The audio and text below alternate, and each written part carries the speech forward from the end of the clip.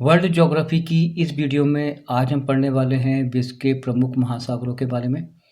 सबसे पहले हम इन महासागरों को जो वर्ल्ड का मैप है उसमें आपको बताएंगे कि ये महासागर यहाँ पर स्थित है। उसके बाद प्रत्येक महासागर का एक-एक करके अध्ययन करेंगे। तो आज के लेक्चर की शुरुआत करते हैं। जैसा कि आपको विदित होगा कि पूरे विश्व के अंदर 5 प्रमुख महासागर हैं। सबसे पहला है आपका प्रशांत महासागर। ये प्रशांत महासागर यहाँ पर पाया जाता है। सेकंड पे है आपका अटलांटिक महासागर, ये आपका अटलांटिक महासागर है। थर्ड है आपका आर्कटिक महासागर जो कि ऊपर स्थित है, ये आपका आर्कटिक महासागर है। नेक्स्ट है आपका चौथा जो है आपका हिंद महासागर, ये आपके जो अपनी इंडिया है उसके नीचे स्थित है, ये हिंद महासागर। और लास्ट में आपका अटलांटिक महासागर है, ये आपका अटलांटिक महासागर, यानी कि कुल मिलाकर के 5 महासागर हो गए। तो आपको ये तो जानकारी हो गई होगी कि वर्ल्ड के मैप में इनको कहाँ पर अपने को अंकित करना है। कई बार प्रश्नों में ऐसे आ जाता है कि तो कहाँ पे आपको लगाना है, तो ये आपको समझ में आ जाएगा। ये पहला है आपका प्रशांत महासागर, फिर अटलांटिक महासागर, फिर आर्कटिक महासागर, फिर हिंद महासागर और फिर है आपका अटलांटिक महासागर, यानी कि 5 महासागर हो गए। अब सबसे पहले हमें पढ़ना है प्रशांत महासागर के बारे में। चलिए सबसे पहले हम प्रशांत महासागर को पढ़ें। उससे पहले आपको ये बता दें कि ये जितने भी महासागर हैं ये पृथ्वी का 71% भाग को घेरे हुए हैं, यानी कि 71% भाग में ये हमारे पृथ्वी पर महासागर पाए जाते हैं। तो सबसे पहले हम पढ़ेंगे बेटा प्रशांत महासागर, और इसका सबसे पहला पॉइंट क्या है कि विश्व का सबसे बड़ा और सबसे गहरा जो महासागर है वो बेटा प्रशांत महासागर है। तो सबसे पहला प्रश्न तो यही हो गया कि सबसे बड़ा सबसे गहरा महासागर कौन सा है, तो आपको बताना है वो प्रशांत महासागर है।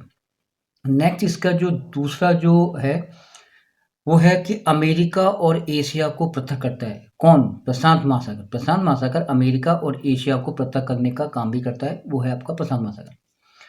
नेक्स्ट आता है आपका जो अगला पॉइंट है वो ये है कि इस महासागर में रिंग ऑफ फायर क्षेत्र की उपस्थिति देखने को मिलती है। अब आता है कि रिंग ऑफ फायर क्या है, पहले अपन इसके बारे में पढ़ते हैं, फिर इसकी उपस्थिति को आपको बताएंगे कि कहाँ पाई जाती है। रिंग और फायर का अर्थ होता है, जैसे मैंने यहाँ पे लिखा है, रिंग ऑफ फायर का अर्थ है ज्वालामुखी और भूकंपीय क्षेत्र, यानी कि सबसे ज़्यादा जो सक्रिय जो ज्वालामुखी और जो भूकंपीय क्षेत्र है उसको बेटा अपन रिंग ऑफ फायर बोलते हैं। अब देखते हैं कि भाई ये जो रिंग ऑफ फायर कहाँ पर स्थित है, पहले उसको मैप में पढ़ लेते हैं, फिर आगे चलेंगे अपन।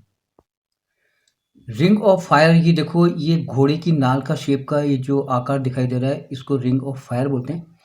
ये आपके ऑस्ट्रेलिया से लेकर के एशिया और आपका उत्तरी अमेरिका और ये आपकी दक्षिणी अमेरिका, ये पूरा का पूरा जो एक घोड़े की नाल का शेप दिखाया गया है, इस वाले भाग को, इस पूरे भाग को रिंग ऑफ फायर बोलते हैं। क्यों बोलते हैं कि सबसे ज़्यादा जो सक्रिय ज्वालामुखी हैं वो यहाँ पाए जाते हैं और जो भूकंपीय क्षेत्र है वो सबसे ज़्यादा यहाँ पाए जाते हैं, इसलिए इस पूरे एरिया को रिंग ऑफ फायर बोलते हैं। अब देखिए आगे अपन देखते हैं कि इस क्षेत्र में विश्व के 75% से अधिक सक्रिय ज्वालामुखी पाए जाते हैं, यानी कि रिंग ऑफ फायर में सबसे ज़्यादा जो सक्रिय ज्वालामुखी है, यानी कि उनका परसेंटेज देखें तो 75% है। इसके बाद देखो ऑस्ट्रेलिया की पूरब की ओर, अभी मैं ये आपको मैप में दिखाऊंगा क्या है। ऑस्ट्रेलिया के पूरब की ओर क्वींसलैंड के तट पर ग्रेट बैरियर रीफ पाई जाती है। ये ग्रेट बैरियर रीफ क्या है बेटा, यहाँ पर प्रबाल भित्तियां हैं, यानी कि मूंगे की दीवार है। अब देखते हैं कि ऑस्ट्रेलिया के पूरब की तट की ओर जो क्वींस बैंड है वो कहाँ पर है। देखो ये आपने देखा होगा, ये अपना ऑस्ट्रेलिया है और ऑस्ट्रेलिया का जो पूर्वी तट है ये वाला जो भाग है यहाँ पर मूंगे की दीवार पाई जाती है, जिसको अपन बोलते हैं प्रबाल भित्तियां, वो सबसे अधिक यहाँ पाई जाती हैं और ये प्रशांत महासागर क्षेत्र में है। ठीक है, तो इसको अपन बोलते हैं क्वींस बैंड है और यहाँ पर ग्रेट बैरियर रीफ पाई जाती हैं।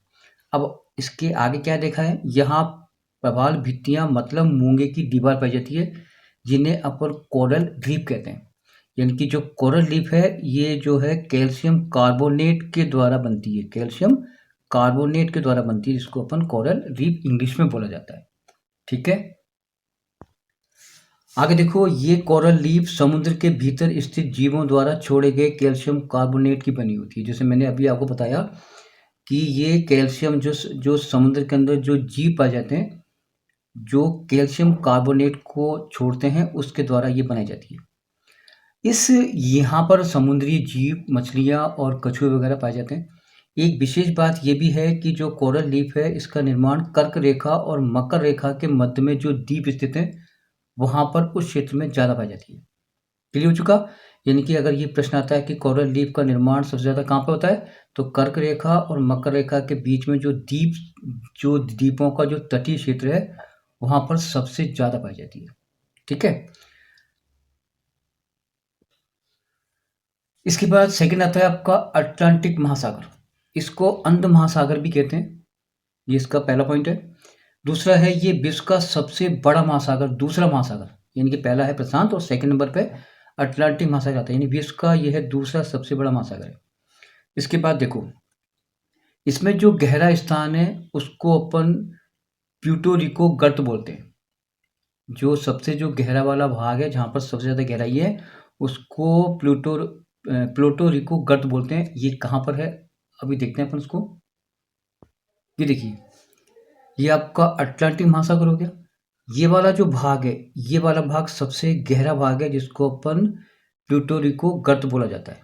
ठीक है?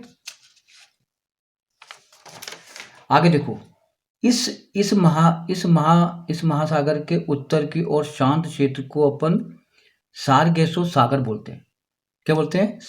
सारगेसो सागर बोलते हैं। क्यों बोलते हैं? क्योंकि यहाँ पर सबसे ज़्यादा मतलब समुद्री जो घास पाई जाती है, इस वाले भाग को सारसेगो सागर बोलते हैं।